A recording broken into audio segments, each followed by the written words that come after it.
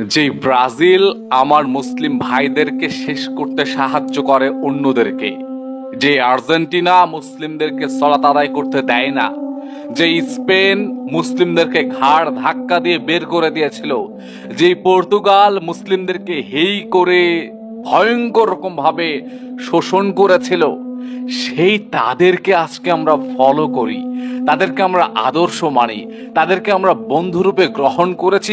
অথচ মহান আল্লাহ বলছেন কাফের ও মুশরিকদেরকে, ওই তাদেরকে বন্ধুরূপে গ্রহণ করো না। আজকে মুসলিমদের বন্ধু কারা? আজকে মুসলিমদের শত্রু কারা? আজকে মুসলিমদের বিপদে কারা সাহায্য করছে? আজকে মুসলিমদের বিপরীতে কারা কাদেরকে সাহায্য করছে? এই প্রশ্নগুলো কি আমাদের মাথায় আসে? এই প্রশ্নগুলো নিয়ে কি কখনো আমরা চিন্তা করি? অথচ আপনারাই আমাকে কমেন্ট করবেন, আপনারাই আমাকে গালাগালি করবেন, আমাকে ভয়ঙ্কর রকমের উল্টাপাল্টা কথাবার্তা বলে ধুয়ে ফেলবেন, বলবেন যে ধর্ম টানবেন না। আপনাকে বুঝতে হবে ইসলাম শুধু ধর্ম নয়, ইসলাম একটা জীবন ব্যবস্থা। আপনাকে বুঝতে হবে যে ইসলাম ওই যে কি করে গোসল করতে হবে, কি করে বাথরুমে যেতে হবে, কি করে ওয়াশরুমে যেতে হবে সেই শিক্ষা দেয়। সেই ইসলামটাই আবার আপনাকে শিক্ষা দেয় ভয়ঙ্কর বিপদে কি করতে হবে, মৃত্যুর পরে কি করতে হবে, মৃত্যুর আগে কি করতে হবে। প্রত্যেকটা ব্যাপার ইসলাম আপনাকে শিক্ষা দেয়।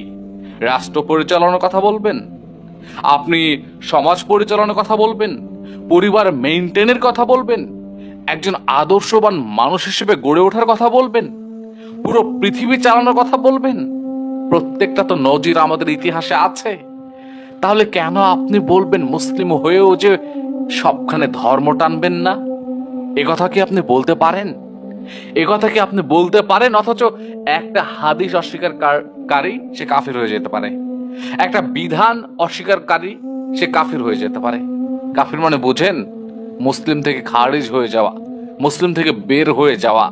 আর অথচ আজকে আপনার ভাই অথবা আপনি অথবা আপনার বাবা অথবা আপনার বন্ধু অথবা আপনারা সবাই মিলে পতাকা টাঙ্গাচ্ছেন ব্রাজিল, আর্জেন্টিনা থেকে শুরু করে বিভিন্ন দলের।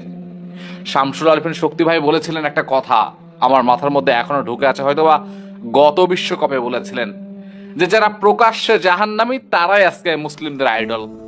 কথা কি মিথ্যা? কথা কি ভুল বলেছেন তিনি?